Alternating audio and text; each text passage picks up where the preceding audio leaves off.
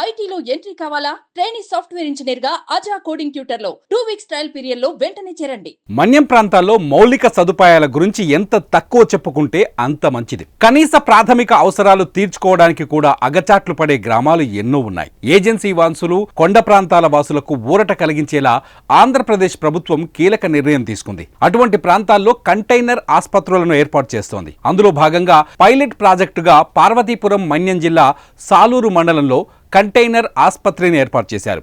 ఈ విషయాన్ని మంత్రి గుమ్మడి సంధ్యారాణి ఎక్స్ వేదికగా వెల్లడించారు. అనారోగ్యానికి గురైన వారిని, ప్రసవాల కోసం గర్భిణులను డోలీలో మోసుకుంటూ కొండల నుంచి కిందకు తీసుకువెళ్లాల్సిన పరిస్థితి ఉండేదని మంత్రి గుమ్మడి సంధ్యారాణి అన్నారు. కూటమి ప్రభుత్వం వచ్చిన తరువాత డోలీ మోతలకు స్వస్తి పలకాలని ముఖ్యమంత్రి నారా చంద్రబాబు నాయుడు నిర్ణయించారని తెలిపారు.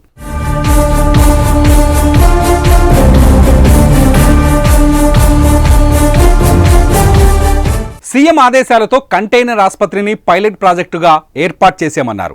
సాలూరు మండలం తొనాం పిహెచ్సి పరిధిలోని గిరిశిఖర పంచాయతీ కరడవలసలో కల్పించినట్లు మంత్రి గుమ్మడి సంధ్యారాణి వెల్లడించారు.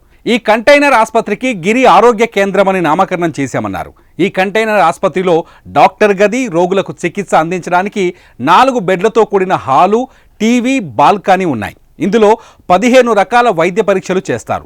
ఈ ఆసుపత్రి ద్వారా సాలూరు మండలంలోని 10 గ్రామాల గిరిజనులకు సేవలు అందనున్నాయి. దీంతో గిరిజన గ్రామాల ప్రజలు హర్షం వ్యక్తం చేస్తున్నారు. ఇలాంటి కంటైనర్ ఆసుపత్రులను ప్రభుత్వ ఆసుపత్రులు లేని ప్రాంతాల్లో ఏర్పాటు చేయాలని ప్రజలు కోరుతున్నారు.